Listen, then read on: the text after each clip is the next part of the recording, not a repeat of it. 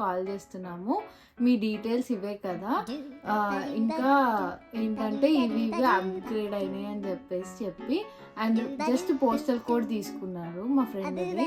So దాని నుంచి వాళ్ళు ఏం చేశారంటే ఆర్డర్ పెట్టారనమాట. మొబైల్ నెట్వర్క్ నుంచి ఇక్కడ ఏంటంటే యాప్స్లో మనం కొన్ని ఐటమ్స్ అయితే కొనుక్కోవచ్చు. అట్లా వాళ్ళు కొన్ని ఆర్డర్ పెట్టారు. ఆ బిల్ అంతా ఈ అబ్బాయికి యాప్లో అప్డేట్ అయింది. ఇదేంటి ఇలా అయింది అని చెప్పేసి కస్టమర్ కేర్కి మళ్ళీ కాల్ చేసి కనుక్కుంటే వాళ్ళు మేమైతే ఎలాంటి కాల్స్ చేయలేదు, ఇది స్కామ్ జరిగింది మీది అని చెప్పేసి చెప్పారనమాట. వాళ్ళైతే ఆ మనీని రిఫండ్ అయితే చేశారు.